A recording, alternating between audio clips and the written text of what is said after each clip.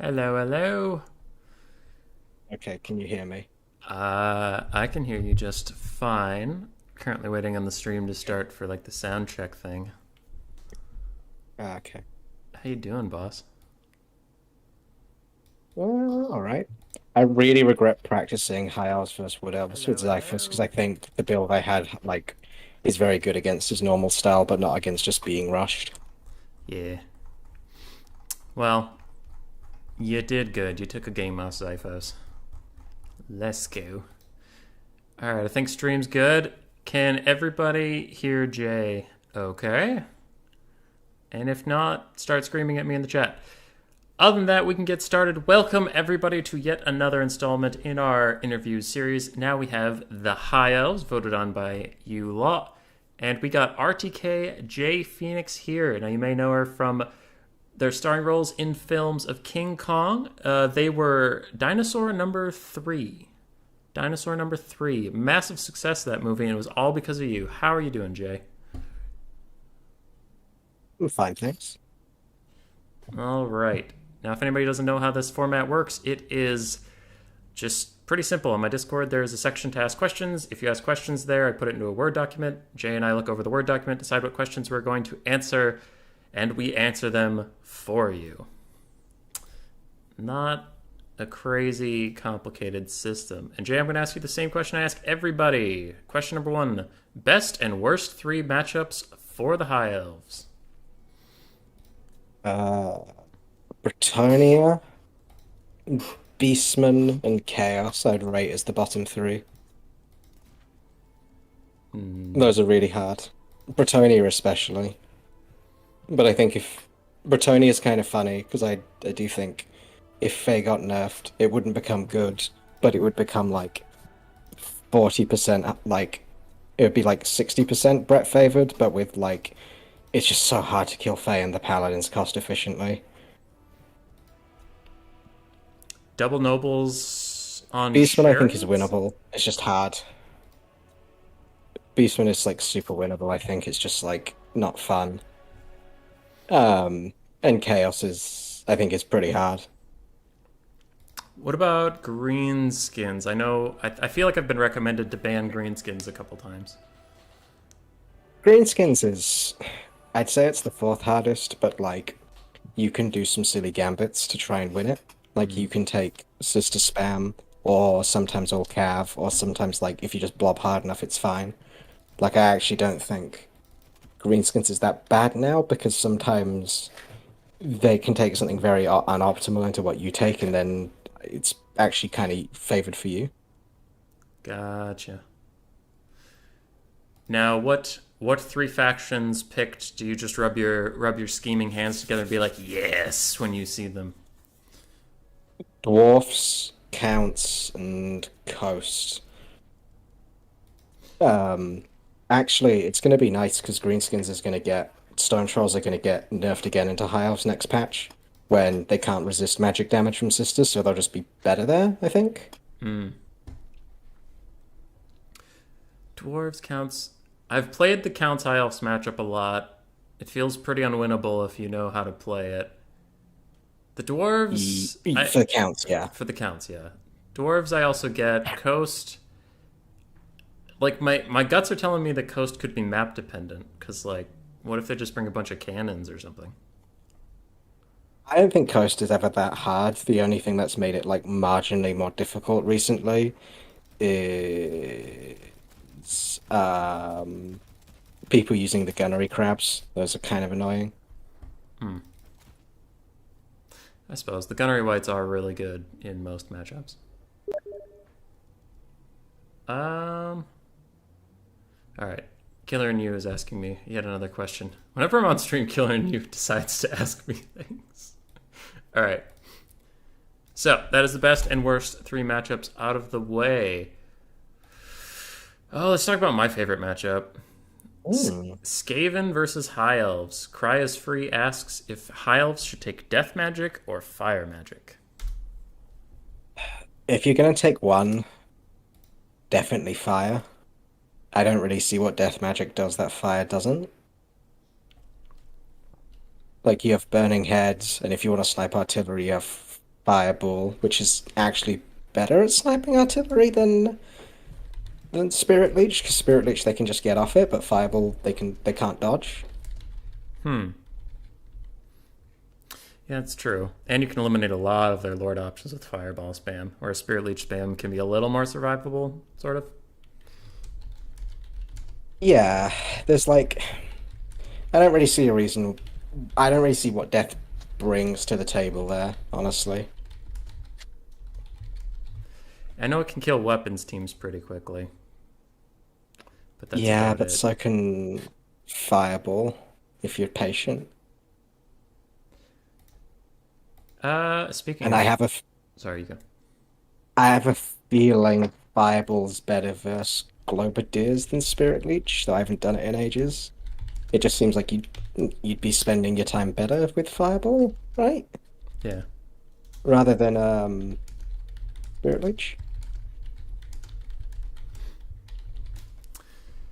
Um, Fireball's janky and Skaven. There are times where I feel like I can't beat it at all, no matter what I do, and then there are times where it feels like a useless spell if I don't have like if I have a Bell Seer. Sometimes Fireball can feel really worthless. Because Fireball does But nothing to a Bell Seer. Spirit Leech isn't gonna be much better, right? That is true. It's like, okay, I'm gonna not kill. It's like, why would you try and kill the bell with spells? It's not gonna work, right? Yeah.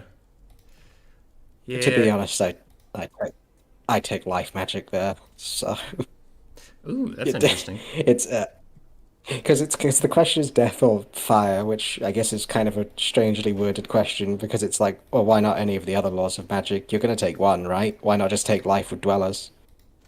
Or why not take Larry or Teclis, who don't have any, right? Yeah. So, But if you had to choose, I'd say fire.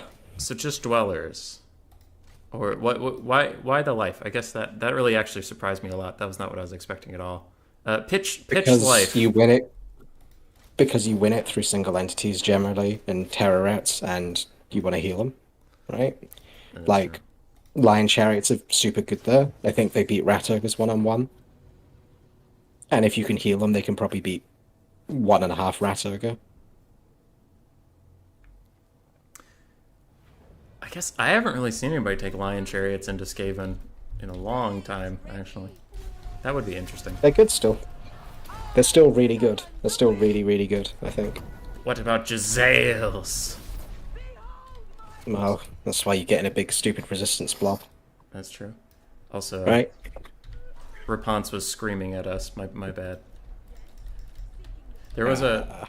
Uh, I love that that Rapunzel is also the high elf archmages. That shit's hilarious. yeah. All right. I guess as well thinking about it, Skaven have things that are weak to fire, but no one has things that are weak to death. Apart from, I guess, everyone in life is weak to Everyone's death, weak to death. philosophically. Apart from the undead, they're not weak to death. That's like their whole point, right? Yeah, that's true. But I still like to say that they're weak to death. That just reminds me of a weird YouTube video once, like, you can't dodge death. I thought that was You silly. can't.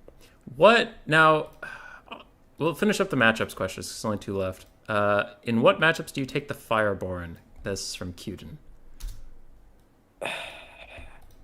I'm trying to think, where would you take it? I would have at one point said Brett, but like they'll just get Dwellers Below, so that seems like a bad idea. Norska, you can take them, which is kind of sad. It's like Norska's the worst faction right now. Like, not, I would say literally it's not contested anymore. Norska is just worst, right? And it's like, okay, well, we have this one niche unit that's particularly niche at killing skin wolves, and Everything on they'll the actually Norscan kill a Rat. mammoth really quick. Everything in the Norscan roster sucks against fire, dude. Like, everything. It's so sad. Yeah, not Famir. They will actually lose quite bad to Famir, but everything else, like they'll do well. So I can't think of a reason why you wouldn't want to take Fireborn there. Unless you're going, well, there's lots of reasons why you wouldn't take Fireborn. It's just they're very takeable there. Other matchups, it's like maybe counts if you don't think they're going to Spirit Leech cheese you. Maybe Tomb Kings, but that seems bad. Even Coast, I think you could actually do it if you're on a good map. But other matchups, like, no. I would never really trust in the Fireborn to achieve anything. But they beat Throg and a Skinwolf. They're so strong. I wish Doom Kings had better cavalry so you could actually think about taking it in that matchup in any sense, but they don't. The only cav they have that is good is those giant serpents, and they have high armor, right?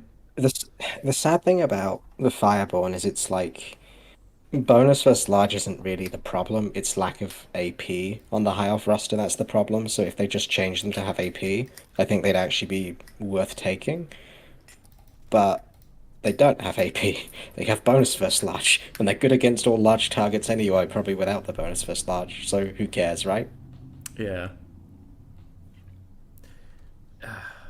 They're like Knights of the Realm, but Knights of the Realm are good because they're cheap. That's good. Yeah, actually, having played like a bit of Brett, sometimes I'm like, man, these Knights of the Realm are performing about as well as Fireborn. Mm. Which isn't like Knights of the Realm problem, it's definitely Fireborn problem. Little Triangle says they'll beat up Necro Knights, and they are doing a decent job. For some reason, the Necropolis Knights just ran away from me. I think the thing to remember with that is the Necronites are cheaper, and that's like one skeleton spear, so the fair test to be Necronites plus a skeleton spear, and I'd be very surprised if Fireborn still win, right? Yeah, no, I highly doubt they would. For the next question, I actually know nothing about it. Do you think if High Elf Dryads and Treemen didn't pay the High Elf tax, Avalorn would be played more? What does that even mean? No, no. It's just so the Dryads on the Avalon roster and the Treekin cost, I think, 25 gold more than they do on the Wood Earth roster for some reason. It's like, so the question is like, would people then take Avalon? And there was a period of time actually where Larry was just so meta. Like people just took Avalon anyway, because who cares? It's going to be Larry every time. But I think now probably not, because there's like a couple of funky builds with other lords, and declaring you're going to have Larry declares like a little bit too much. So even if the Dryads were cheaper, I don't think he would. Wow, they are literally the exact same unit, but the Treekin are 50 more and the Dryads are 25 more. Yeah, there's no reason to use them really. Huh. You learn You something gain every day. nothing. You Uh, gain literally nothing. we can transition to Lords. You mentioned Larry. A question from me is how to fix Larry, because Larry is one of the most divisive Lords in the community in that she's really toxically annoying, but she's also so necessary to like one of the only playstyles the High Elves have. So my thing with like fixing Larry is it's just like, yeah, sure, fix Larry, that's fine.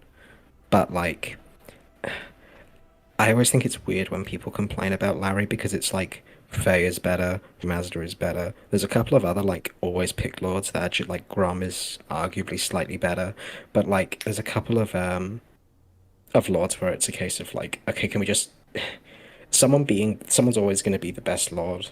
And the issue with Larry is that she's only really good when the meta's particularly like single entity or blobby, right? Hmm. So the issue is right now Larry's kind of fixed because she doesn't really, apart from one build, um, Larry's kind of fine. Um, to make her more useful across like I don't know what you'd do to make her more useful across more, um, across like more builds. Because I think the problem people have is, oh, she's only good in blobs, which is kind of true. I think the way you'd fix her is like, I don't know. I actually really don't know. I think she's fine. That's like my issue with this question. It's like, how do Hmm. you fix the only like one of the two better lords? I don't know. Just leave her. She's not a problem right now. No, I think the fix would have to relate to Star of Avalon. I just don't know how you would fix that. I think maybe make it one target is actually how I'd fix Star of Avalon. Like make it three casts, but you can just stick it on a target, and that would get rid of two things. It's overall reduces her healing quite significantly, but it makes it more reliable that you'll get it on something. And it also means when a bunch of units in a blob, because it's limited to three, there's not this horrible risk that one random spearman will be like, that's for me, and start taking 1,000 healing he really doesn't need.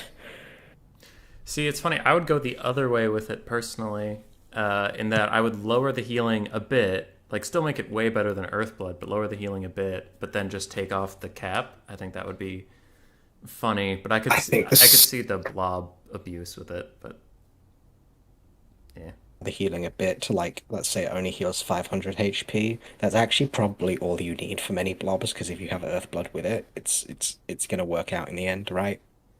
yeah. Like you'll hear it, it just encourages people to put more single entities in blobs. There was a question in chat. I don't want to get buried before they ask. Slicker Masher and YouTube just asked uh, if they don't have the queen and the crone, are they at a significant disadvantage, or does it not really matter? Yeah, you're at a huge disadvantage.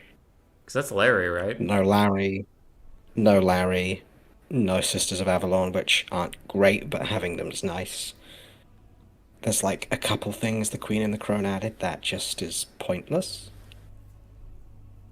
but are nice to have anyway. It's just Larry. I will actually just say it's just Larry. You really need Larry. You can't play high offs without access to Larry. But you have Tyrion. All Yeah. right. I'll give up on Tyrion. Um, should Finubar be in the game from ODM Loopy? Who is that? Okay. Okay. So I have this concept of lords, like this idea for like a category we haven't had yet. Actually, just one second. Um, Sorry.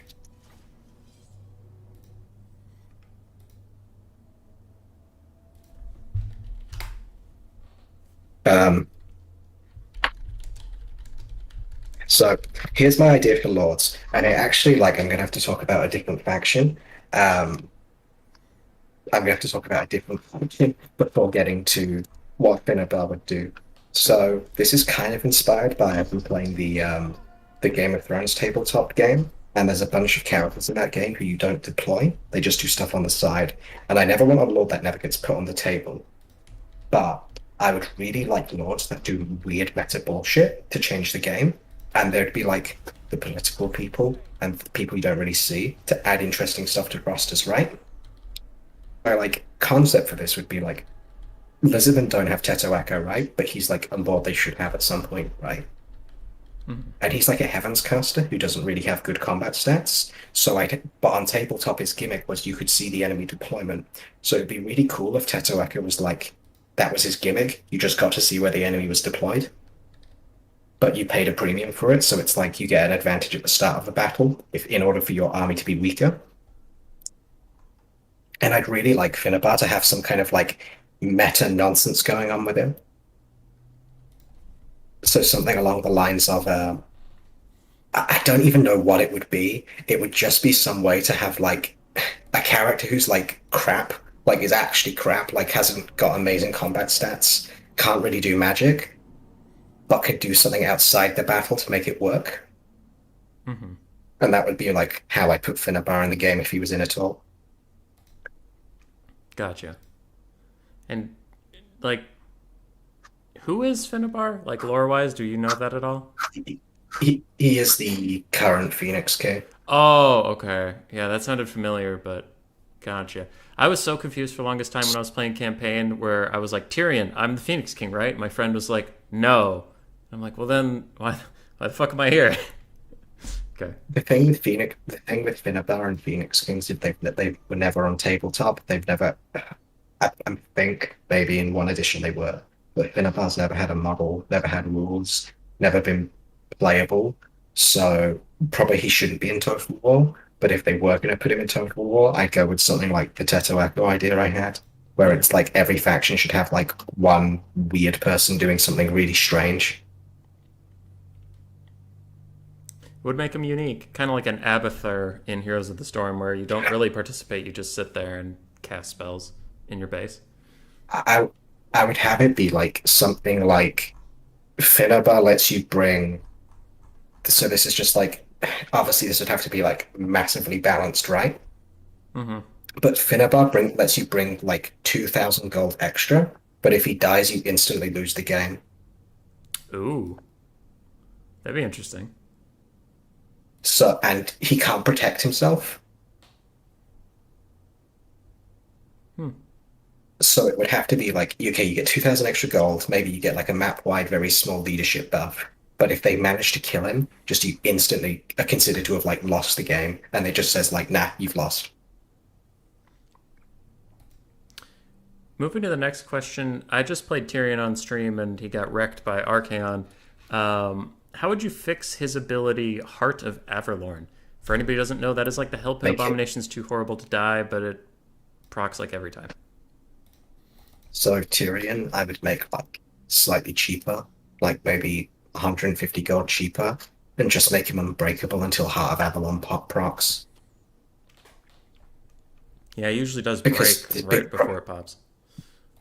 the huge issue with Heart of Avalon is it's like, oh, cool, I have a self-healing lord, I can throw him in. But what often happens with Heart of Avalon is Tyrion takes too much burst damage, routes, Heart of Avalon pops as he's being chased or something, but then you can't really get him back, so it's pointless.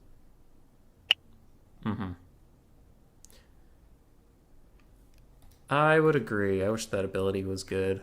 Or it would make him unbreakable when he got to a certain, like, it's part of the activation is he becomes unbreakable, and then that like healing charge up starts, and if he's alive by the time it procs, it procs.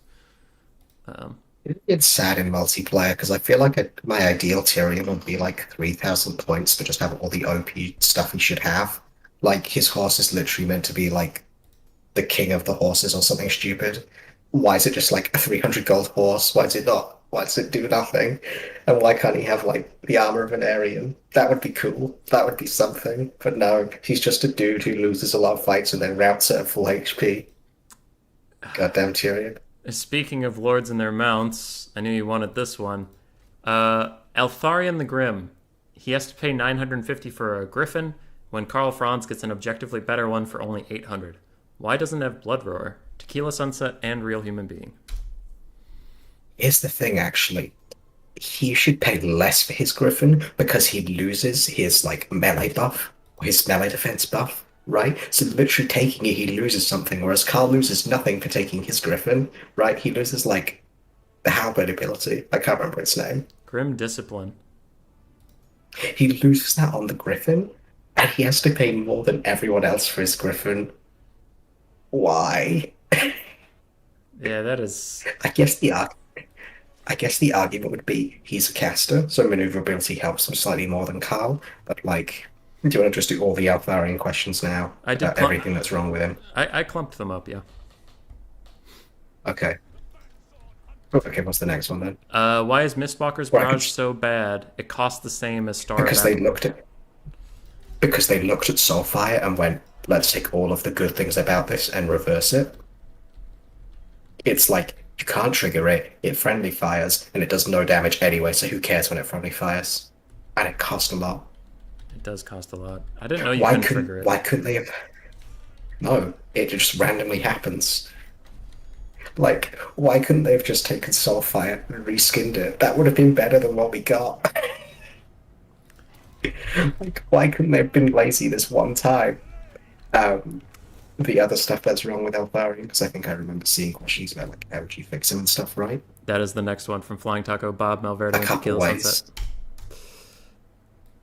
Okay, firstly, base cost reduction.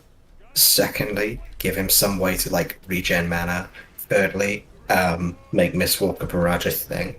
Like, just even if it's going to be random and do friendly fire, have it do actual damage. And fourthly, and this is like I guess the most niche one, is make it so that the helmet can be triggered from further away because it sucks. It's only like I think it's like 50 or 100 meters, and you're never in range to help anyone with the helmet. Like stopping entities and losing models.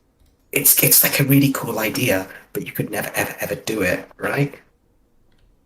Because Altharion's always too far away from the thing that needs the model saved. It also can't keep up with Spirit Leech, so like it's another reason why it's crap. Mm.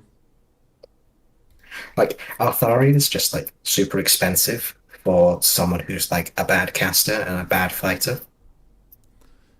He is very expensive. 3,500 in He's zero pip. like he is. Or just make him a better melee combatant. I don't really mind. Just preferably not cost reduction. Just make him better in melee and make his Griffin cost less and make the helmet worthwhile. All right, big agree.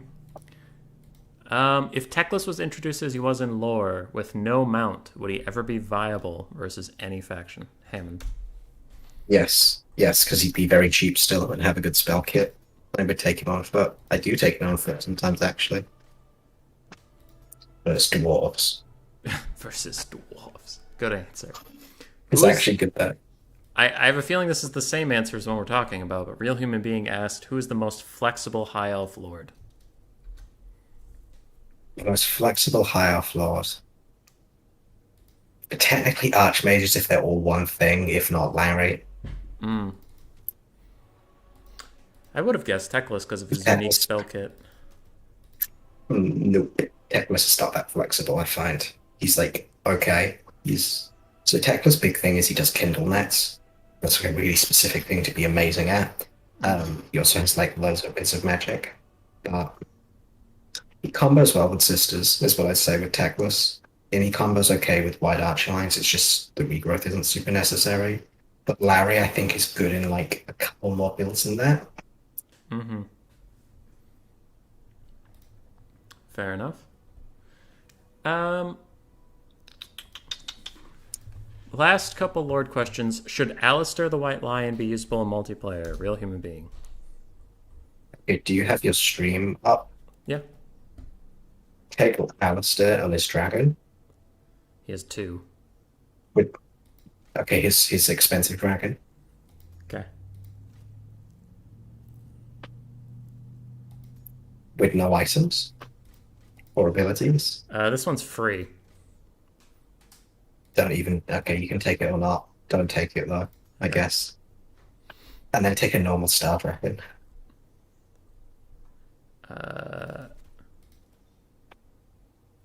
It's the same, but Alastair has like- 15 more health.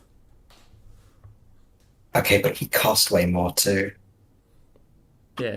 There's like, why would you take Alastair? It's the exact same stats. It has like, I think, slightly more missile resist maybe, but it's the exact same stats. And it's like, if you put Alastair in the game, no one would use him apart from there's like one more White Lion Chariot. And even then, he's probably not as cost efficient as like just a normal White Lion Chariot.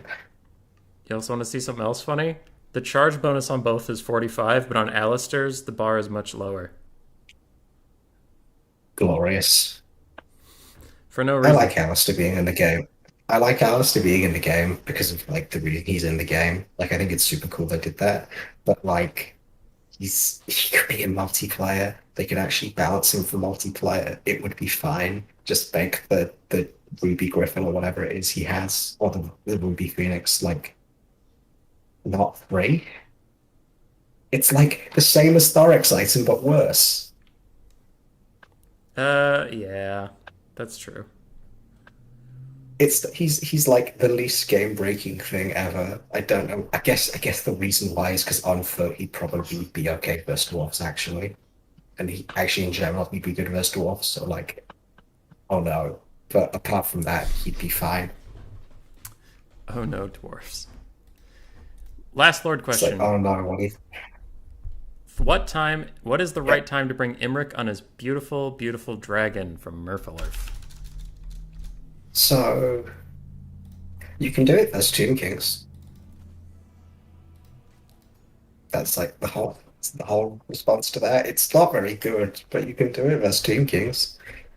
You'll probably win. Minathrnir. That's a weird name. I wish if your lord, if your mount was named, I wish it came with a passive. That's some sort of passive to make it unique. Because it's like you read this big ass name and then you look around and it's just a dragon. Like if you take all his buffs off and shit, it's just there's nothing special about it.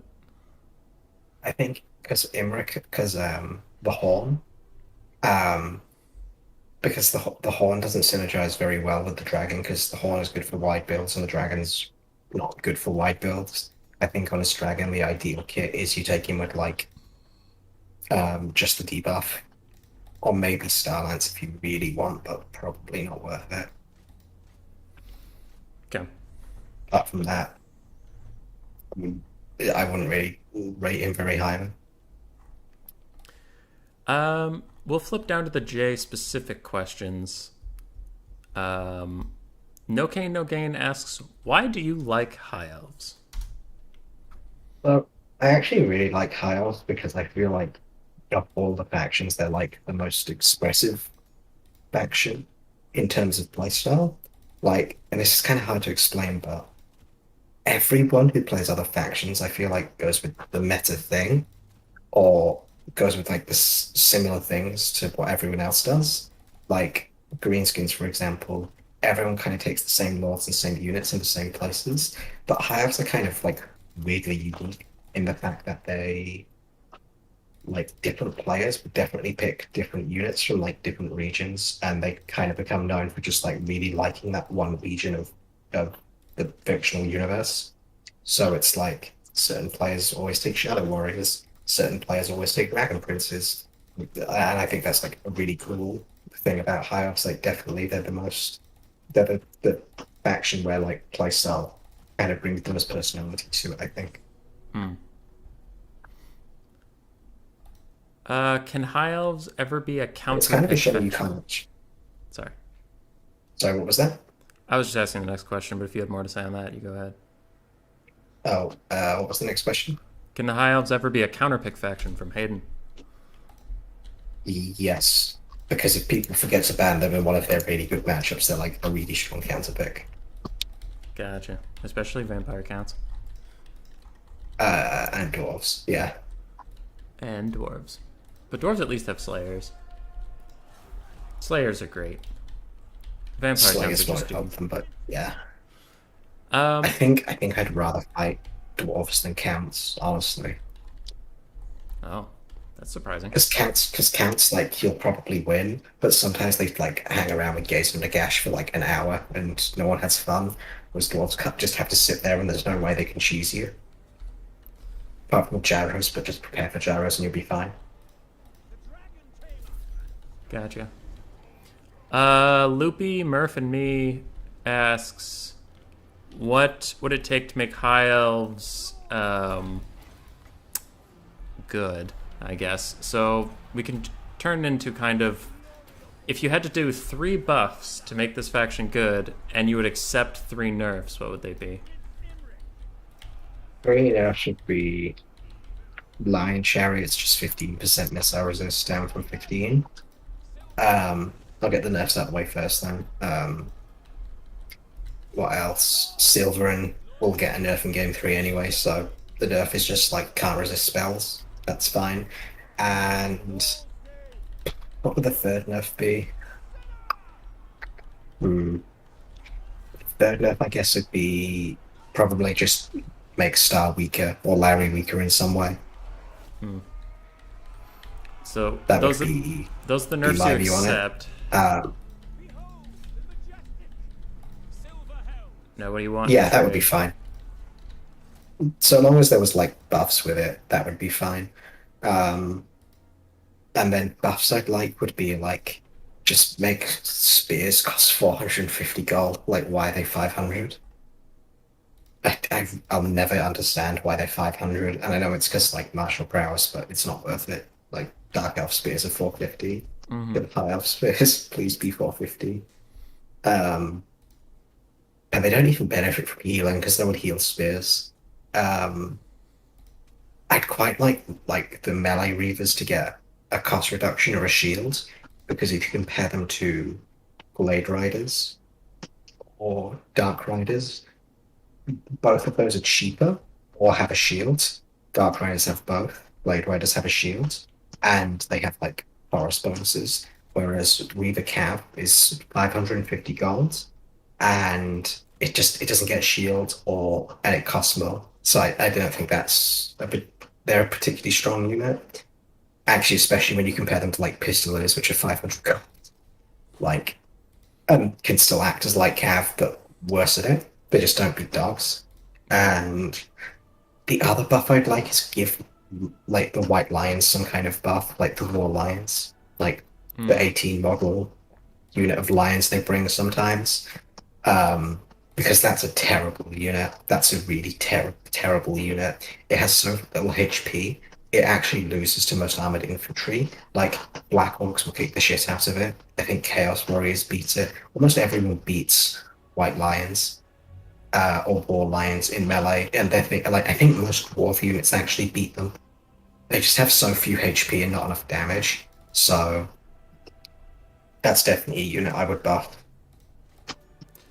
Um, yeah, War Lions are not ideal. Every time I try to use them, they're pretty bad. If I. They're like they're actually worse Razor Claws that cost more gold.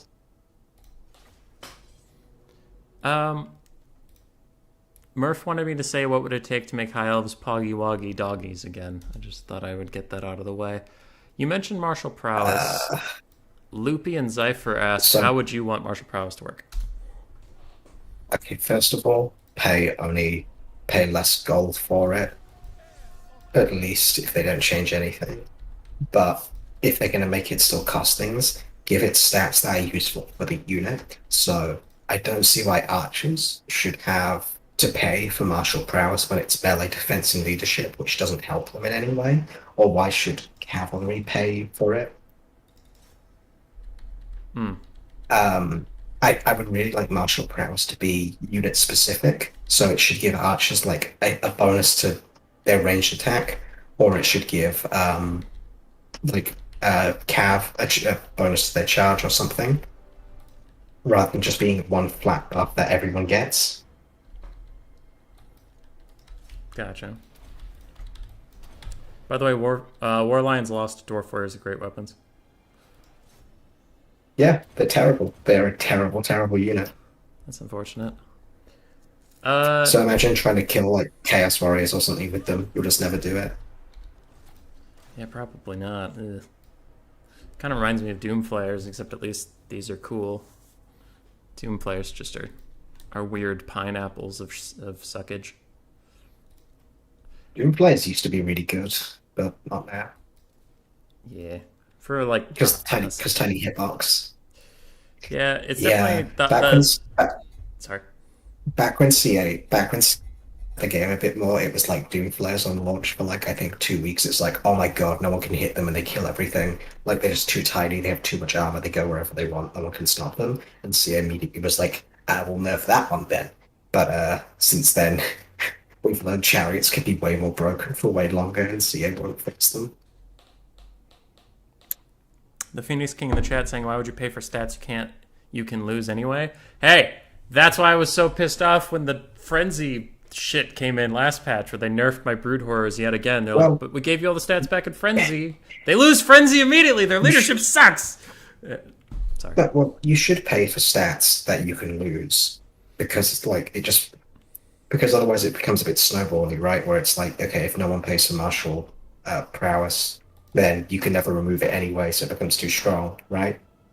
Yeah. If the Phoenix King was pointing out in the chat, just remove it, reduce the cost of the units, and suddenly you'll have good infantry. Yeah, They're that's implying fine that the too. tax isn't worth it. The tax is a bit too high, I think. Yeah. But I would rather it just stay expensive, but have high off units be like elite still, than just have them have chaff, right? Yeah. Do you think the High Elf roster is properly priced? And a follow-up question is, why is it overpriced? Is the caster tax and High Elf tax real? From Cryasfree and Cuden. But cast attacks for Eltharion is definitely real, but everyone else not really. Like everyone else is all the other lords are costed about what they should be. The top end of the high elf roster, nah, that's not true. Like the high elf roster is just all a bit too expensive and like top heavy with its balance, by which I mean I think the Star Dragon probably costs what it should, and everything else is a bit too much. Obviously, you don't want to bring. Oh, Silver and White Lions, they're fine too. But obviously, you don't want to bring the cost of literally everything down because then they would be broken. Mm-hmm. I think just like low tier units could cost a bit less, and then it would be fine. Silver helmet shields, I think, could probably only pay 50 gold for the shields. I don't know why they pay that like 100 gold for a bronze shield. It seems a bit much. It should be a silver shield. We should get something for 100 gold rather than nothing. Or like just a bronze shield. That feels a bit weak. What's the funnest way to play High Elves in this static ass meta FNG? A big stupid blob that heals through everything. And the reason I think that's fun is just because people dislike it so intently. So it's kind of funny that like you just sit there and do nothing and fine. Whereas like other ways it just kind of feels like you get run over a bit too often. I mean, Alt Cav is also extremely fun. Just any way that's not a static archer line that relies on Plague for us to kill things is fun. Kiting with Sisters of Avalon is also extremely fun, I think. Sisters are Sisters 360? I forget. No, they're not. Oh. If they were 360, they'd be amazing. Gotcha. Would you trade Fiery Convocation being an instant cast and it went in a random direction? FNG. So instead of a long wind up, plan direction. So this is one of these things where I'm going to say yes now, that would be fine, but can we reduce its cost because it actually does about as much damage as a Burning Head, and it's obviously more expensive than a Burning Head, and it's hard, like, there's literally no advantage to it over Burning Head. So I'm going to say, yeah, that would be fine right now. If they ever did it, my immediate response would be like, I can't believe they nerfed Teclis, this is so bullshit, because the net and Fiery Convocation combo is extremely strong. So then changing that would be really annoying. It is a very slow cast. 5 seconds wind up, and then the Phoenix appears, goes in the sky, and then it does damage. So it took 10 seconds for damage to actually come out. The thing that's really annoying about it is that when it actually casts, it does like less damage than a Burning Head, or about as much damage as a Burning Head when Burning Head gets its lore buff too. So it's like, what's the point in the spell? Yeah. And part of the cast time is like, why does the Phoenix jump up and then just not do anything for another like 2.5 seconds? It's like, it looks cool, but can't that be part of the cast time? Yeah, that is a very long, very, very long cast. 10 whole Unlike seconds. Pendulum or Burning Head, that's just immediately there. Yeah.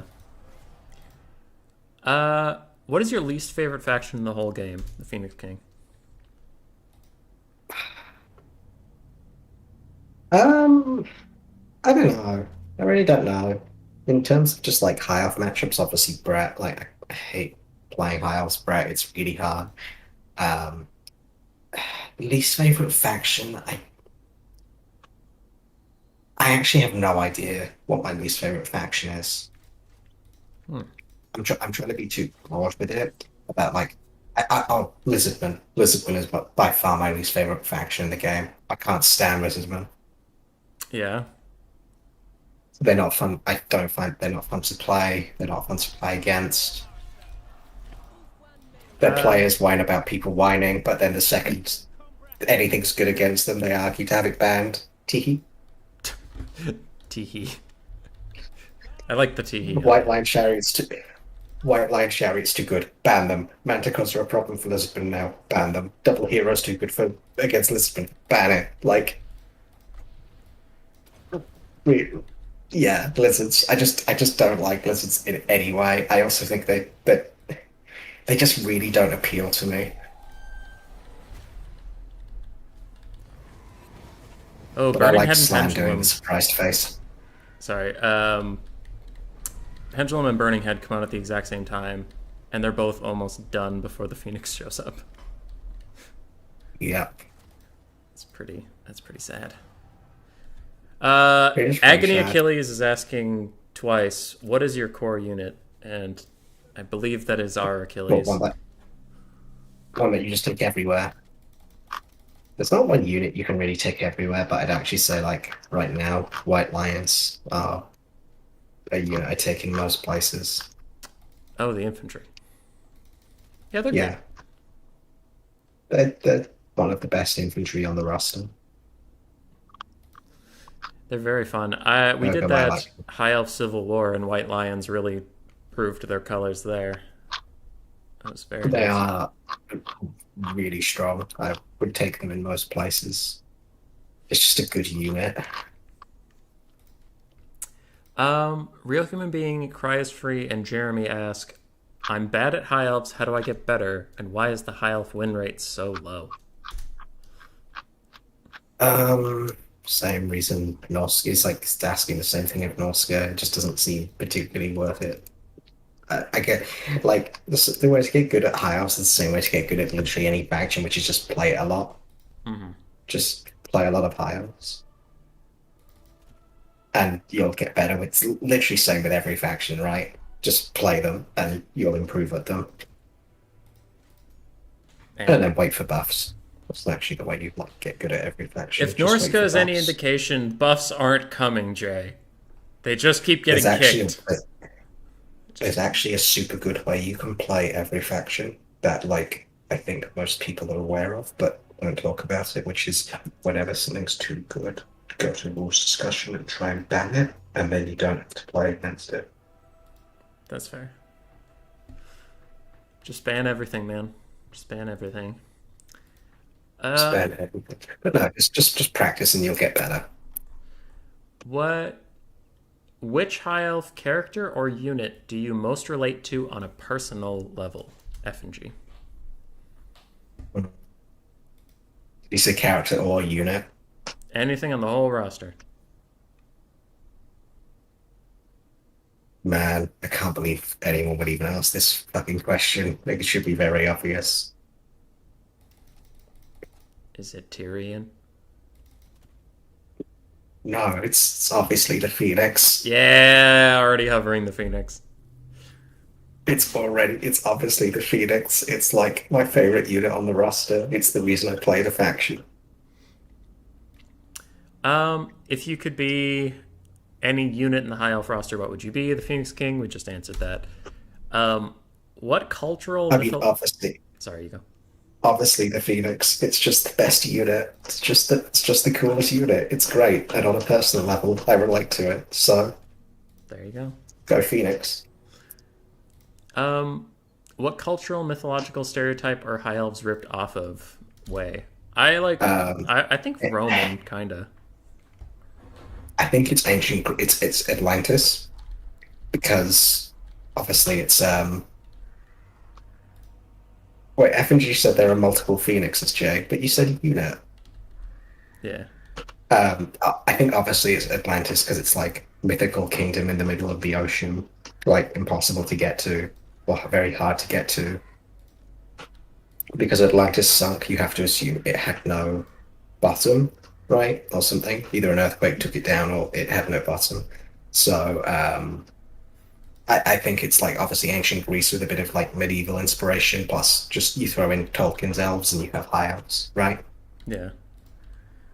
I think what F&G meant is which of the three phoenixes were you talking about? Oh, the Fire Phoenix, clearly.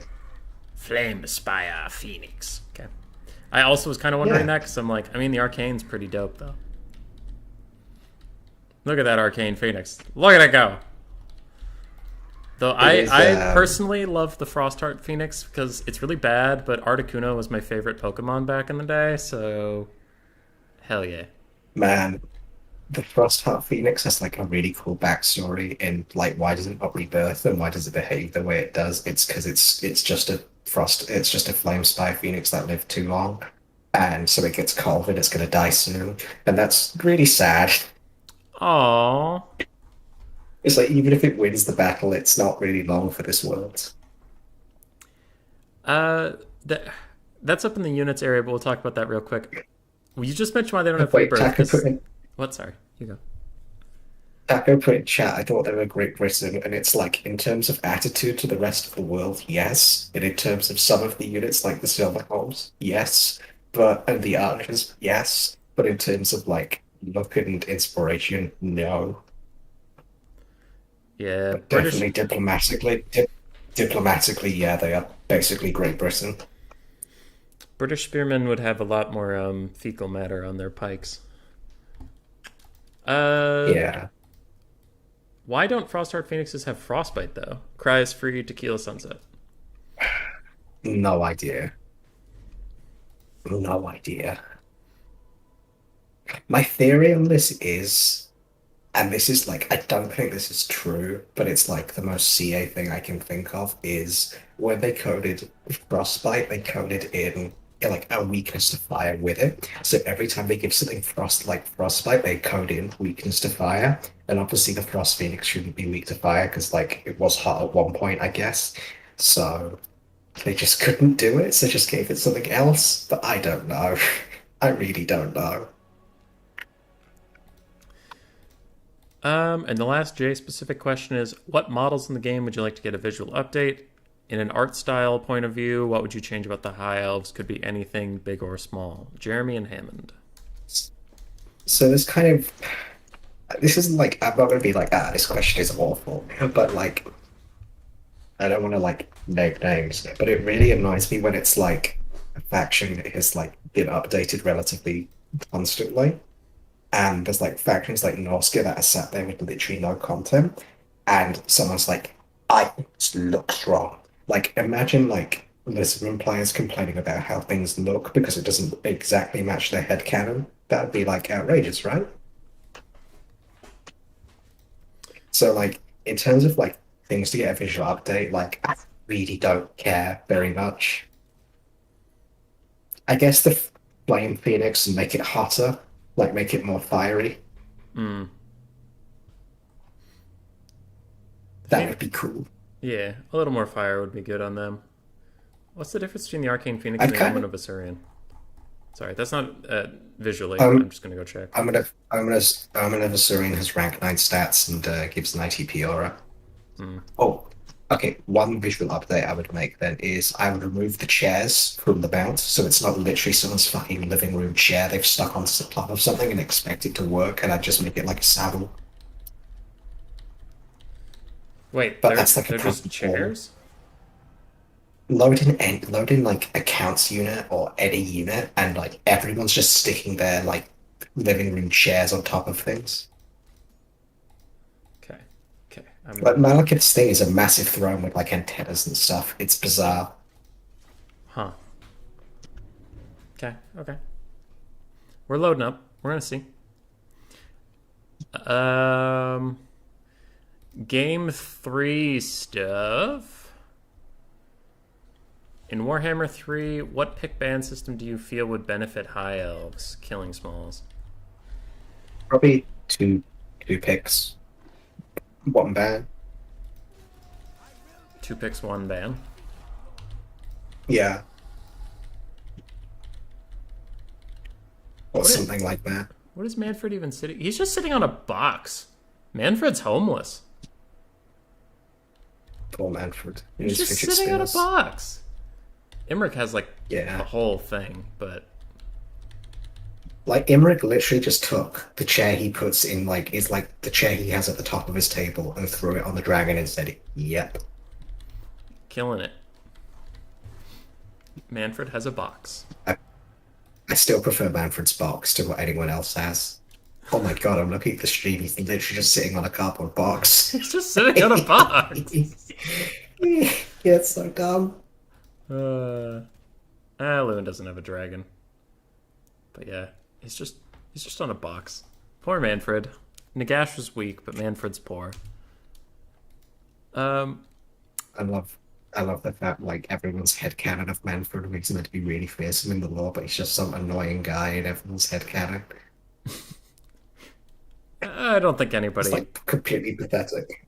nobody likes Manfred after what he did to the end times. Yeah. Game 3, you get a High Elf DLC. Pitch it. What are you putting in the roster? Who are you fighting? Loopy, Killing Smalls, and myself. Okay, I had an idea for this, which would be naval DLC. They'd add in Sea Lord Aisling, and it would all be about like naval units versus Noska, and Noska would get a DLC final, and it would be like him versus like Valkyrie or someone cool, and so all of the high elf units come from like a different part of Ulthuan, right? Like every single part of Ulthuan has like at least one unit in the game, even if it's just like Tyrion chariots from Tyrion, it's like one unit, but they're still there, right? Mm-hmm. Convocation has literally 0 units, and it was like this on tabletop too. They never had a unit, so just add in some like naval units for them, and have like some kind of like Love and Sea Guard hybrid that's anti-infantry, and it would be like Marines, like the High Elf Marine Force. That would be really cool. And have like someone riding a Merworm. And then the Lothern Sea Guard could actually guard the sea. Yeah, it'd be really cool. And then Noska could have like their side, which would be focused around like their naval forces, and it would be like having people doing raiding and stuff like that. That'd be really cool. I'm back to looking at Manfred's cardboard box. You can't not. As you should. There's nothing. It's just a box. He's just sitting on a black box. I saw it might have been a coffin, but it's just a box. That's so lazy. The gaseous weak, witness true power, pulls out the cardboard box. It just puts it on his dragon. Oh my god! I have the best angle at it right now, and it's literally just a box. And oh, yes, and you would... Look at how intricate... Sorry, you go. You would also add in the Sky Crystal for DLC. You don't we've long awaited. Oh my god. I think it would be that good. Yeah, the Sky Cutter would be pretty tight. Look how much detail they put into his whole dragon, and then for the mount, they were like, well, I'm clocking out today. Put a box, we'll get back to it tomorrow. And then the game released. Yeah. Anyway, what is the Sky Cutter? I hear about that on all the forums, but I have no idea what the fuck that unit is. It's a flying chariot that has Lol and Seaguard on it, and could also have a bolt thrower on it. So there'd be 2 versions, which would just be a flying wall Viking, which I think would suck, and the flying bolt thrower, which I think would actually be really good. If it had good enough range, and as in outrange Tempest, I think it would actually like make this a good matchup, because you could just troll them with your fucking flying bolt thrower, and then have your flying chariot run onto Chameleon Skinks. It would be great. I don't think we'll ever get it. Understandable. Do you know much at all about the Game 3 matchups? Like the factions? I don't, so, okay. The reason we don't know anything is because there's no prices, and once we have prices, we'll know. Until we have prices, literally, like, who can say, like, because if Kislev is, like, super overpriced, just like High Elves, because they have all hybrid units, right? So if they pay too much for having hybrid units, Kislev will probably be good, but we don't even know what the law of magic is. It's...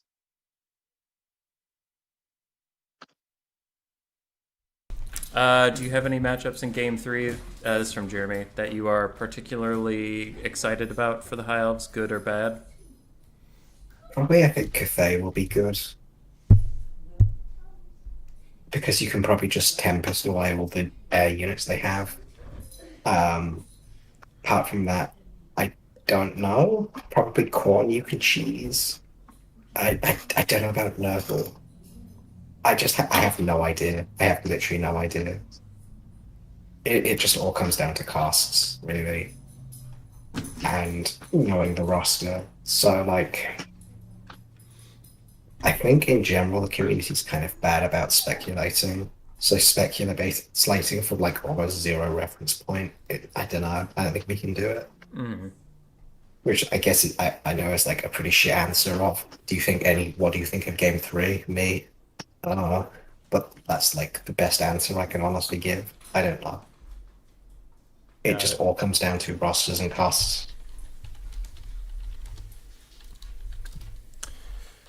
What's the next question? Last one for game 3. If we can't have Nakari, then which Slanesh legendary lord would go against High Elves in a game 3 DLC? Or should it be another faction against High Elves? So if it's not I don't Norska. know. If it's not Norska, it would be cool to actually have a High Elf vs Dwarf DLC. Or a High Elf vs Chaos Dwarf DLC. That would be really fun. Chaos Dwarves actually would be I really really hype. want Chaos Dwarfs. I think would be a really fun versus. But I think Chaos Dwarfs will be DLC, and DLC races don't get more DLCs generally. So I don't know. I think the niche could be pretty cool. Oh, Zinch would be cool. I want the Chaos Dwarf one because I know they're not going to do it because this would be dumb, but I like to pretend that it would be like a confusion where like a High Elf Lord went sailing, got lost in a storm, then he landed and he saw some dwarves and it's like, time to kill some fucking dwarves. And the whole DLC, the Chaos Dwarf, is just like, we're not dwarves. Like, we're a different subset of dwarves. And this High Elf Lord is just like, don't give a shit. You're dwarves. I said you're dwarves. Oh, really cool DLC would be fighting Galrak, who I guess would be Chaos Undivided, or Warriors of Chaos, but it would be because he was originally a Star Dragon, so it would be really cool to have like a former Star Dragon fighting High Elves. Yeah, he's the two-headed one, right? Yeah, who goes crazy? Yeah, he'd be cool. He'd be cool. Gotcha. Man, everyone's asking like game from questions, and it's like I'm like, oh, just give me Dogs of War. I actually don't really care about the rest of this stuff. I just want Dogs of War so bad. I've heard a lot of good things about the Dogs before. I think it would be really fun. I like. There's nothing I want more than Dogs of War, but I'm so nervous about ever getting them. Your time is limited. Would you rather do memes or unit-specific questions? We'll do unit specific, and then we'll go for memes after. Okay. I think you already answered this one, but Way asks, are White Lions currently the best overall unit, highest performance for cost unit in the High Elf roster, or is he just a stupid dwarf main? And he put that in the question. I wasn't just flaming him. They're definitely one of them. Okay. Yeah, not much to say. They're fine. They're good even. Lyran Reavers or Dark Riders chasing rainbows? Dark Riders, because they're 500 gold and have a shield. Whereas Lyran Reavers apply 50 and don't have a shield. Fair enough. Is the Tyrion chariot good? Me. No. Well, it's okay. It's not. I mean, if you compare it to Scourge Runner or War Wagon, I mean that should show how bad it is. It's like I'd rather have a War Wagon than this. Yeah, that's not ideal. If you'd rather have a war wagon than anything. It's really overcosted for what it is. It does magic missiles. That's nice. Actually, it gets even worse when you consider just having a handmaiden on a horse is cheaper. Oh, yeah, that's not great. Or it's like five. It's like 3 gold more. Pretty bad melee stats. No armor piercing on the missile. A little bit. Still. Yeah, it's probably not ideal. Handmaiden has AP. Yeah, it's not a good unit, I don't think. But it outranges war wagons, and they'll just sit there and let you shoot them because AI dumb. Best unit. Alright. Yeah. No Cane, No Gain, Chasing Rainbows, and Loopy all asked, how to use War Lions? Are they the best doggos? And do you bring 4 in every matchup? You and I kind of talked about this. They're bad. Yeah, they're terrible. It's like fun for meme, bad for real. Sad. You mentioned handmaidens, actually. What buffs do handmaidens need to be much more viable? Way asks if they could get any homing ammunition. Just a small cut from like a minus 100 gold, but I don't really want to add to hero. Like, they're fine. I actually don't think they need any changes because I just don't want more hero spam. Well, they're okay. Silver Not and great, Guard or not terrible. Silver and Guard or Spearman, real human being. It really depends on the matchup. In some matchups, they are You obviously want the Silverin because of the magic defense and anti-barge and just the tankier. Like, the charge defense is really nice and Silverin are just really tanky.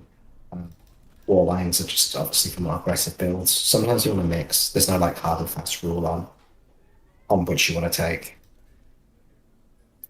It just depends on your playstyle. If you're going to try and protect stuff, Silverin. If not, then Warline. Hmm.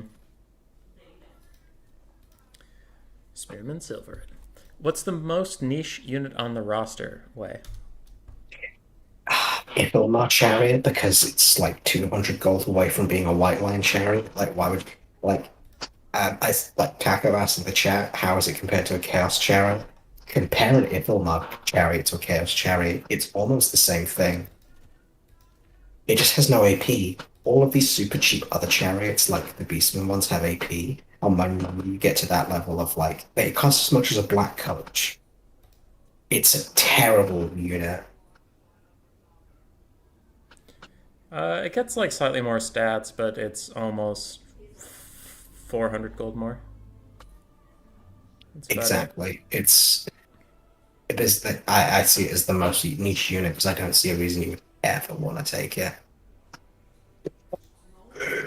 But I don't know if I've seen that model in a while. I'm curious what it looks like.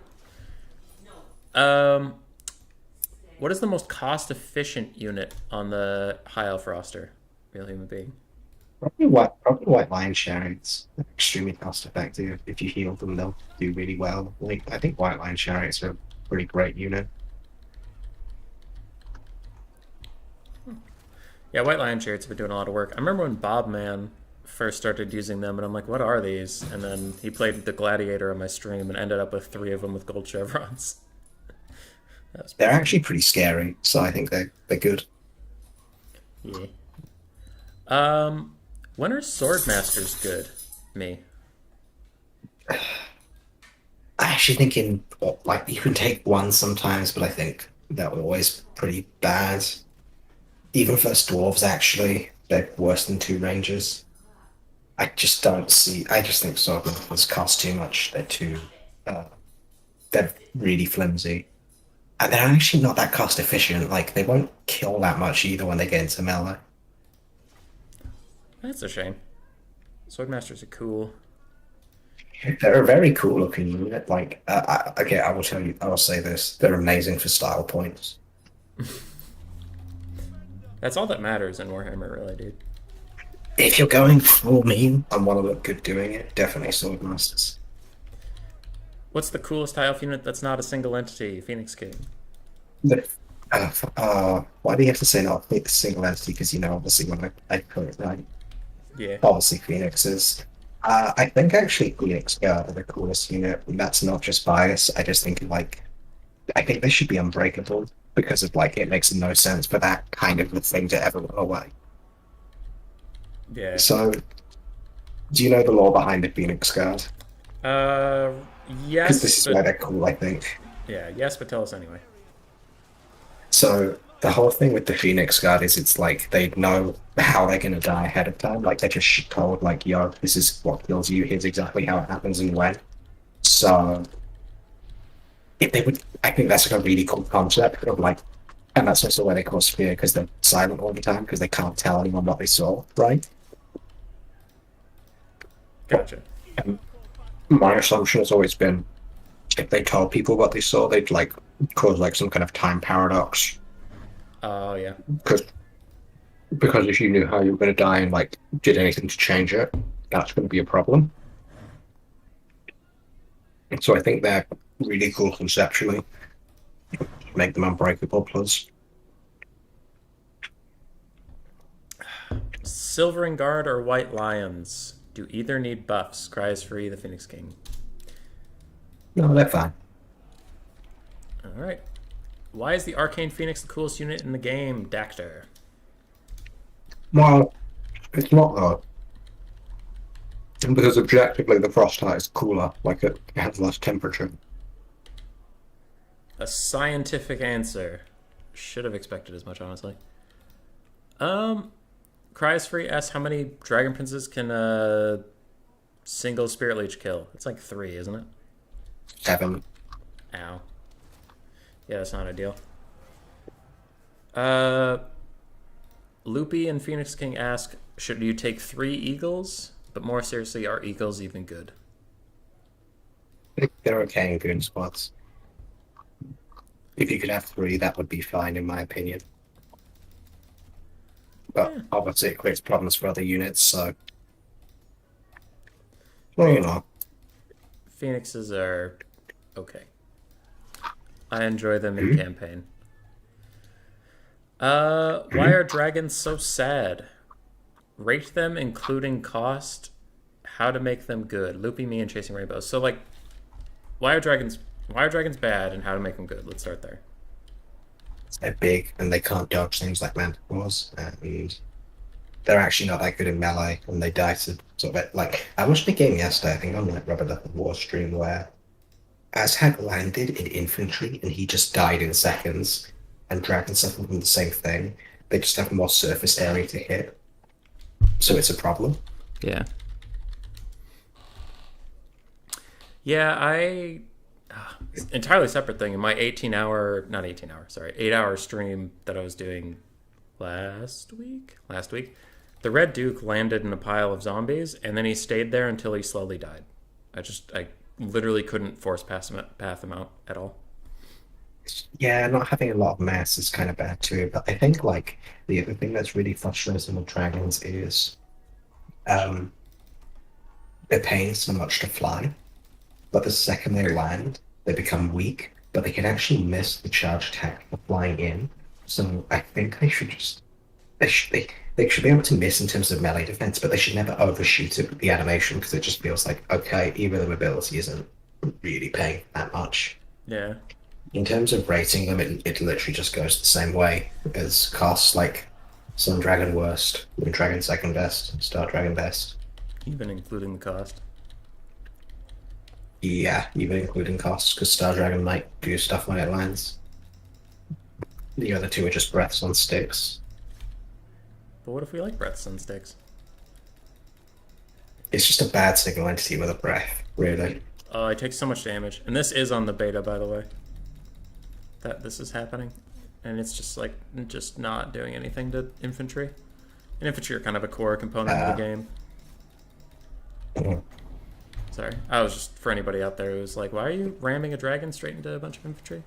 It's just... I guess the other thing you could do to improve them is just give them more splash, because I feel like they have like very little. They have like probably less splash than Sigvald at this point.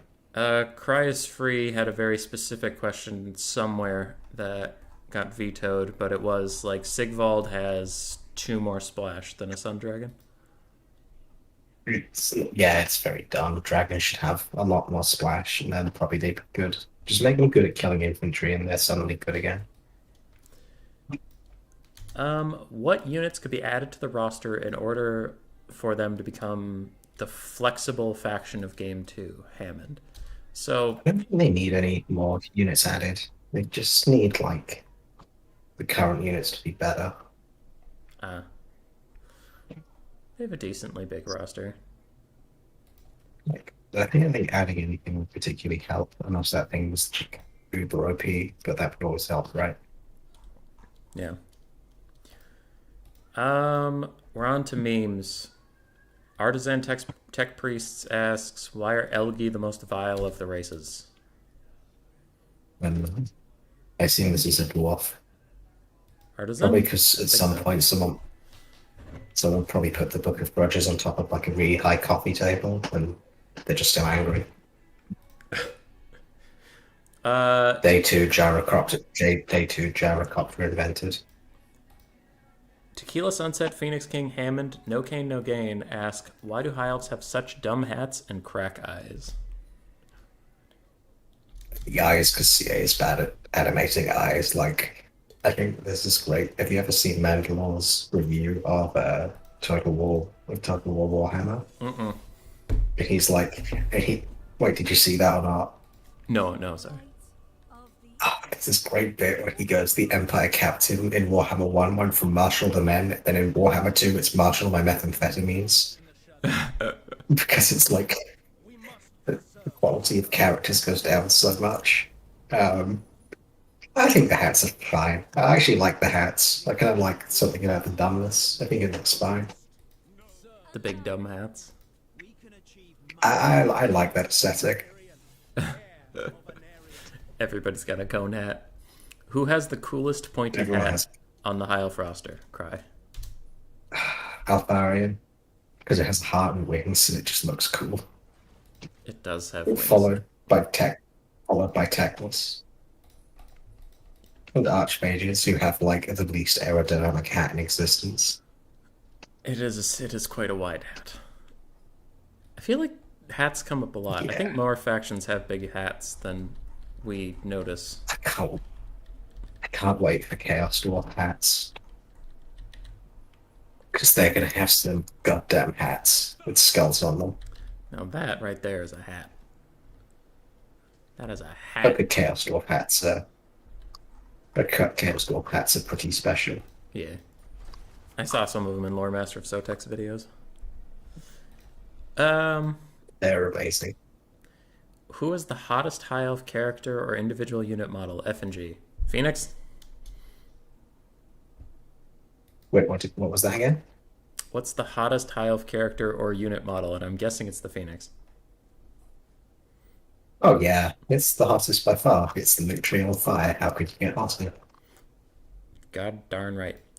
Bob Trash asks, why do High Elf mains like to complain so much? I don't know. Because their faction is weaker. Why did lizard mains like have everything great, but then the second there's like one problem, they just instantly complain about it. It's actually High Elves probably in proportion of problems to complaints is much lower than lizardmen. Its ability to complain about the one or two things other people can do against them.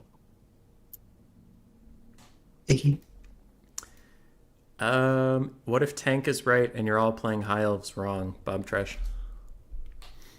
I don't know. That's the thought we've never considered.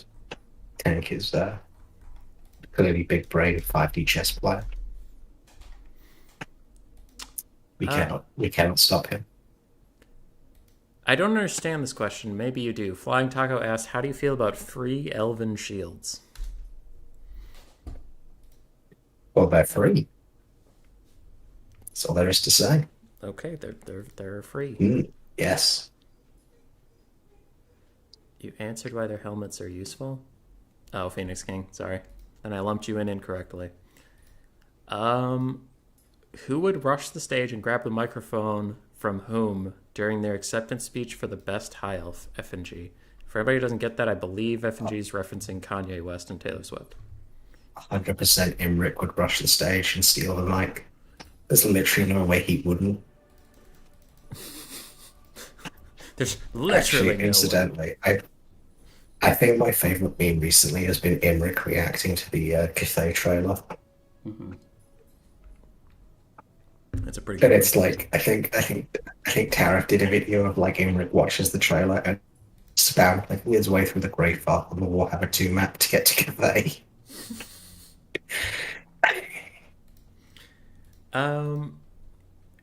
Zyphos asked, who is the most cute, the princess or the handmaiden lady thing?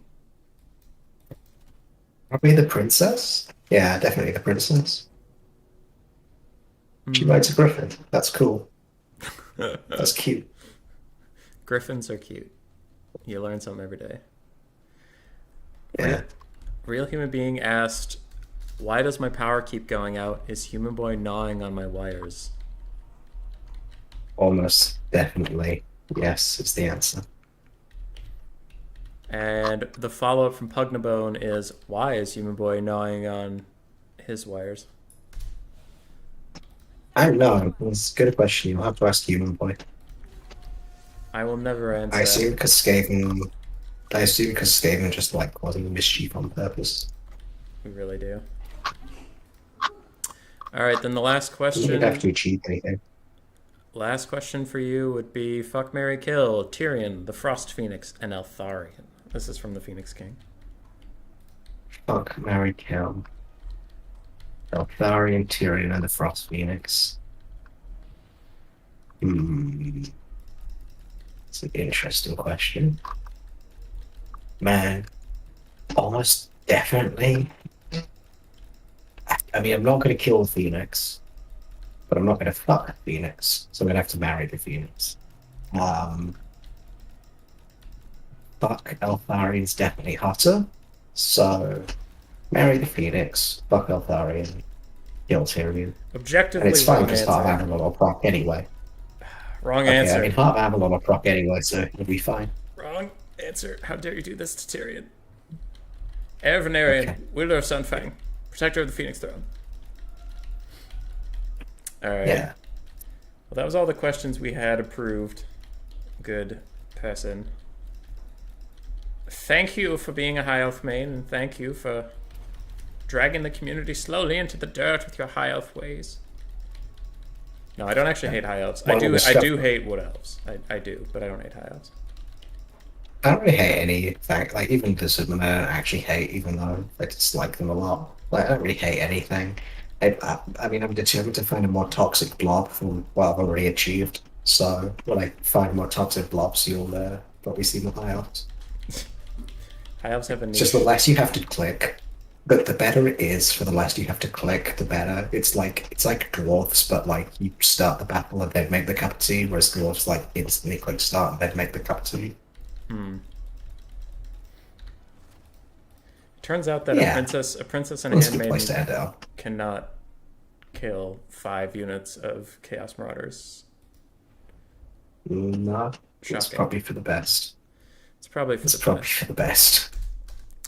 All right, Jay. Well, it's been a pleasure, Human Boy. I'm going to go vote on the next faction poll. You'll never guess what I'm going to vote. Tiki.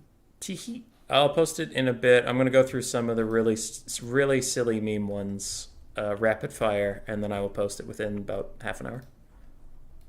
Nice. You take care. See you, Human Boy. That was RTK J Phoenix. They are very busy, as you can infer. They were literally just on a stream with Turin and Zyphos. And they work a lot. They have a million things to do. So a lot of questions were cut. And we're going to answer some of the more silly ones here with me that don't require the expertise of a true High Elf main. 1 second.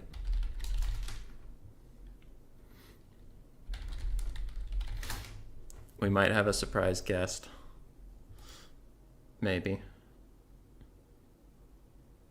Maybe 1 second.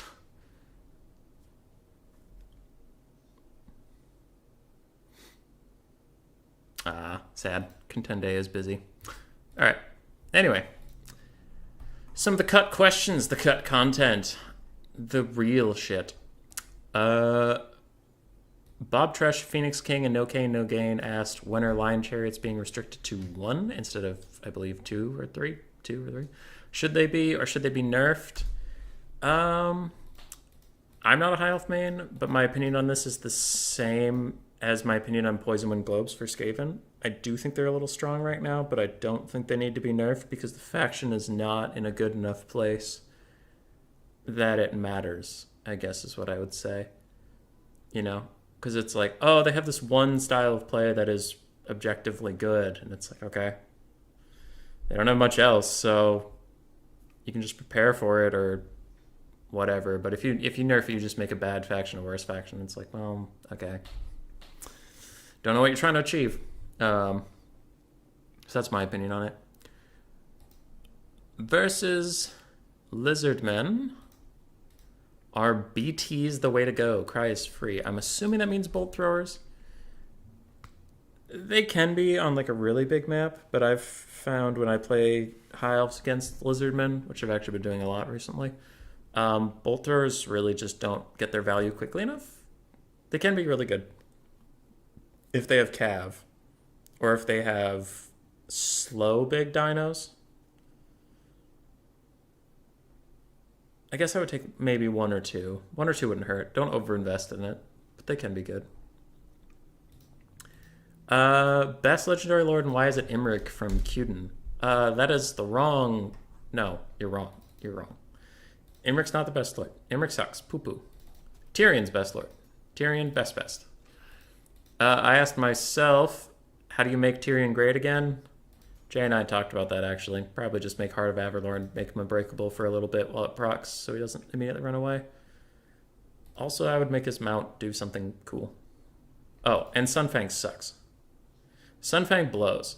You have to be engaged in melee to charge it, and it doesn't even do that much damage. It doesn't do much versus armored units. I don't know. Sunfang sucks. It's 226 gold. Sunfang sucks. If Suthara Belkek came a playable pseudo-legendary princess lord, and her gimmick was increasing speed and decreasing reload time of chariots like in campaign, would she be a good addition to multiplayer Hammond? Probably not, because the only chariot on the high elf roster that has ammunition is the Tyrion chariots, and they kind of suck, and even if they didn't suck, they're the only ones.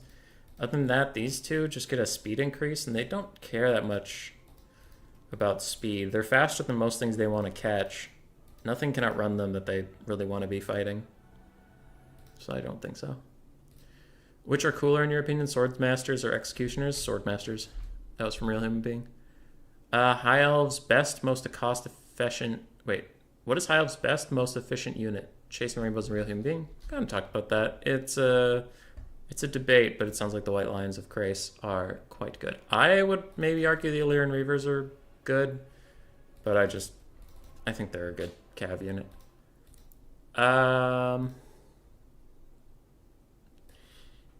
Even though I think I know what the obvious answer might be, what common multiplayer unit would be incredibly OP and broken if it gained the unbreakable trait Hammond?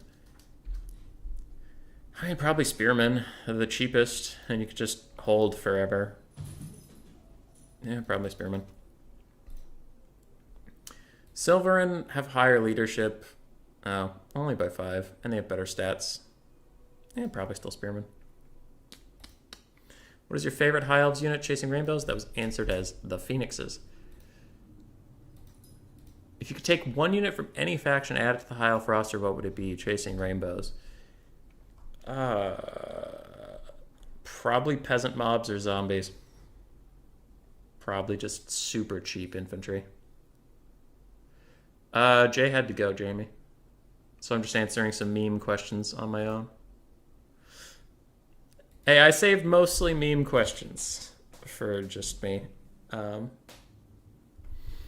Phoenix King asked, am I a good king? If the answer is no, give me one good reason why I shouldn't send you to Nagaroth. You are a good king, Phoenix King, so I don't have to be sent to Nagaroth. How many high elves does it take to change a life? A light bulb from Cry is free. Probably 3. Two to hold up the third, and the third would be screwed in with his pointy hat, and then he would glow like a light bulb. So 3. Hammond says, why do high elves like Oreos so much? They scream it in battle. Because when they're fighting, they're like, Oreo, Oreo, Oreo! Why don't high elves use guns, Real Human Being? I actually like this question a lot, because I think I know the reason. I just don't know if it's legit, but several lore nerds have told me this. High elves don't use gunpowder because they find it very dirty. They don't like all the soot and stuff from it, and they think bows are more elegant and more skillful, and they really don't like the fact that a peasant could pick up a gun and be almost as good as a state troop, whereas a peasant can't pick up a bow and hit anything. So they like the cleanliness and the skill it takes to use bows. Name all the Phoenix Kings in the right order. The Phoenix King. All right. I believe the first was Carl. The second was Ulrich. The third was Stephen. I think the fourth was Melissa. And then the fifth was Melissa 2. Electric Boogaloo. And then my memory's fuzzy. I was really confident coming up to that one. And then my memory gets fuzzy around 6. I think it was Godbrand of the Mighty. And then 7th would be Ultrazor, Destroyer of Worlds. And that's where we currently are.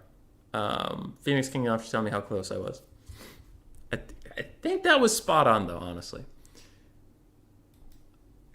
Loopy saying if you want the real answer to the Oreo question, they are saying Oriar, which means blood in their language. That's strangely brutal for them. Ryan G, what do you think the War Compass does and why? What is the War Compass? I don't even know what that is.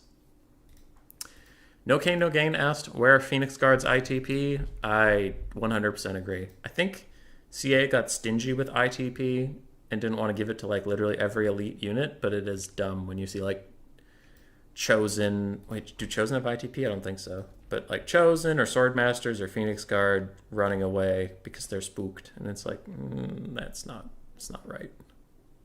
Yeah, Chosen don't have ITP either. It's like they've literally looked into like Korn or Zinch's or Slaanesh eyes and came away alive, and yet now they're like, spooky, scary Manticore, run away.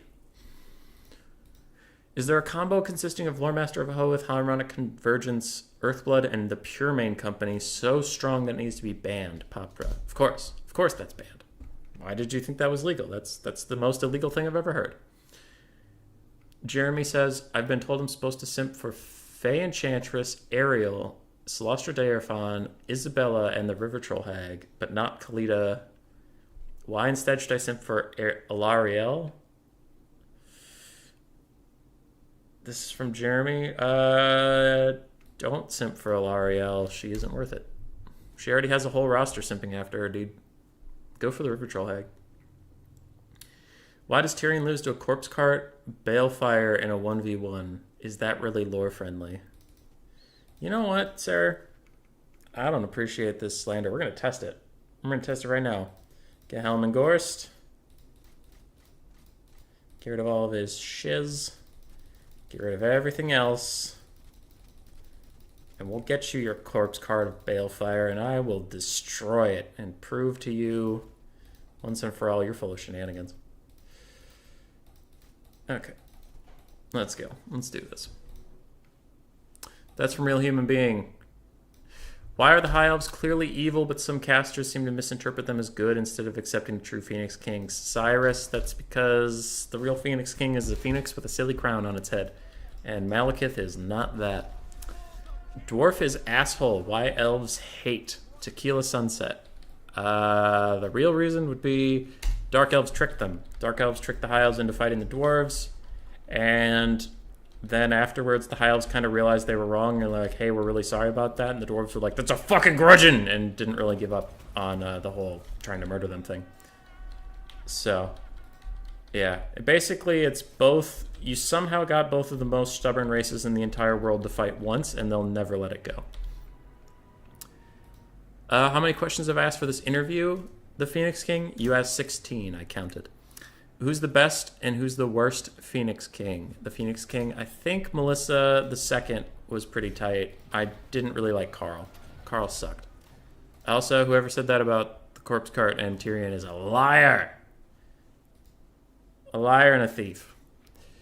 What are the Dark Elves' favorite job occupation while in Nehekara? Shades. Hammond. Haha. When was the last time the High Elves were sober?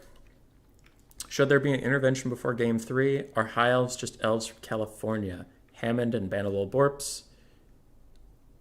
I think the High Elves were last sober before the War of the Beard. After that, well, during and after that, it's been a lot of drinking and smoking. Any ROR you want? Me? I would like an ROR. See, there are RORs that I want already exist, they just suck. Like, I want Rahagra's Pride to be good.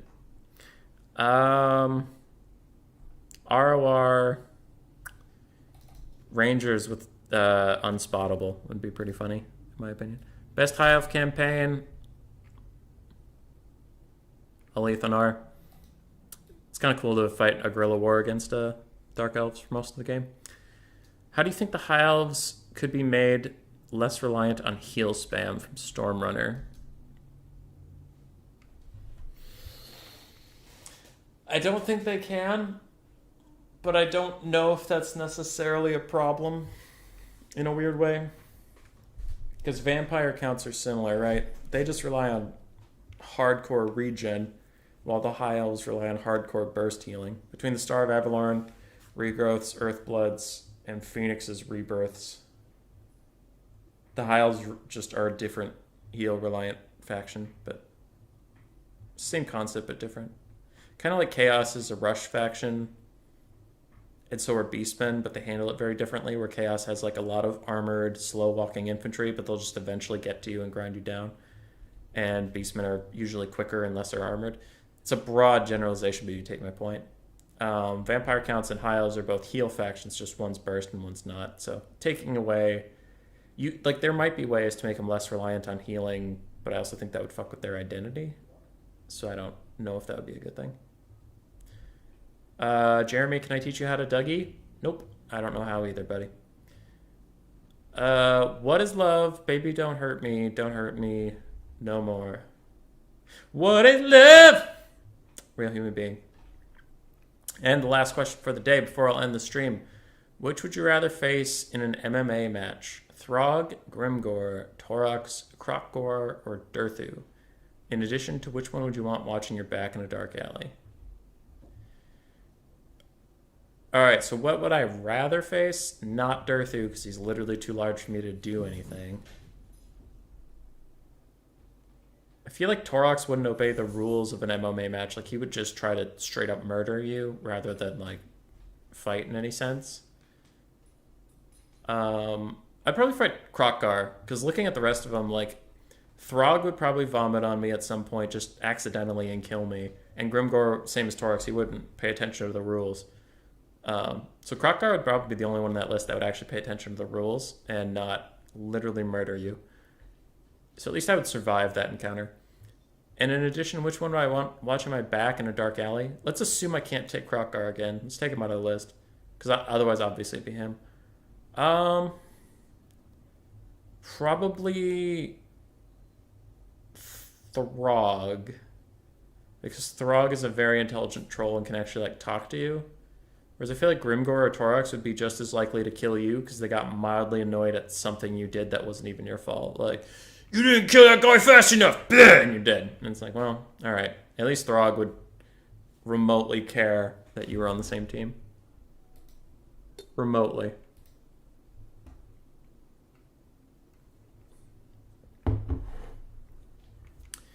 The Wenshu War Compass is the giant green ball thing in the Cathay screenshots. It looks like an Ikit Claw creation. Loopy, what would you want ROR Silverhelms to do? As for the Cathay Compass, I have no idea what it's going to do. I would hope it would let you see what's in your opponent's armies. Like, you know, on the campaign map, sometimes you get a bunch of question marks instead of the unit cards. I hope it would let you see those unit cards. Chasing Rainbows, fuck, marry, kill out of the entire RTK clan.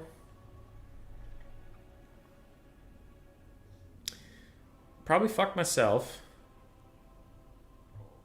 I'd probably marry...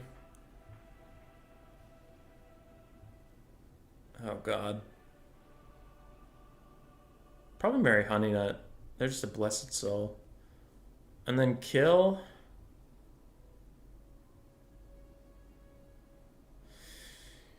Probably our king, so I could take the Iron Throne. The head of our organization. Just he's done nothing to wrong me. Just take him out and take over for myself. Duh. My Silverhelms would be black and sexy, Loopy. Well, that's good, but I meant what would they do?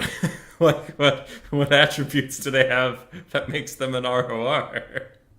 Not just what they look like. All right.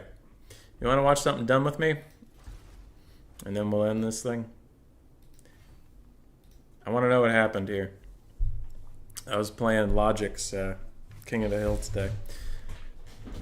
And Throt seemed dumb. And I'm wondering, because there was a problem earlier with Remy the Rat Rider, if you watched our faction face-off. Where he gets caught by Wulfric all the time.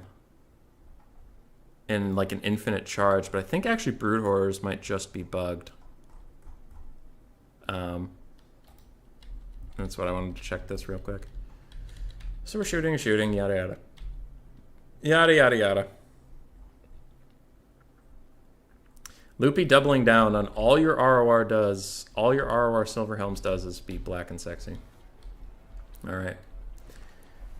Well, as I wrap up this video until I see what I want to see, we're getting close.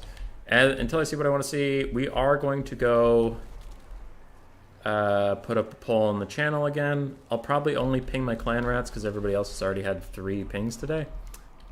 And they don't want that. Asking what the next faction will be. We don't have a lot of them left, honestly. We're almost done with this series. Tyrion did agree.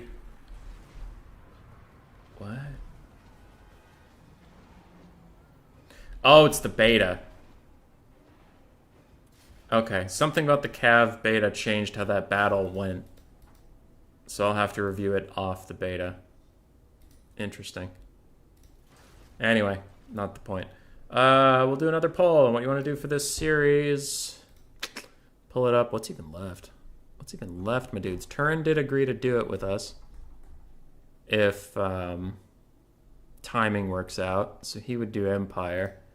And that would be very fun and good for the channel in almost every way. So go vote for Empire, you charlatans. Also, it's a nice format for him because he doesn't have to do anything with his hand. He can just talk to me. Though we would probably do that on his channel because he actually makes money off of this, and I definitely don't. We crossed our milestone today for 4,000 hours viewed, so I could get monetized if I had 1,000 subs, but we are not close to that at all. We are at 280. So we have Beastmen, who would be ODM Razel, Dark Elves, XMT Ice Power, Dwarves, it'd be like Logic or Mais or Grombrundle or somebody, not sure. Empire would be Tyrion if time works out. High Elves we just did, Norska, and Skaven. So taking High Elves out of that, we only have 6 left, you guys. Only have 6 left. And Jeremy, yes, if timing works out, he did agree to do the Empire one on stream, yes. I would be on his stream, though, because he would actually make money off of it, and I don't. That's also incentive for him to do it, because it's like, hey, make some money, get some content, and then I get exposure to his, like, 300 million followers. Maybe some of them come over here, join this crew, point our fingers around somewhere. So we would figure that out. But anyway, I'll put up the poll now, and then I'll end the stream.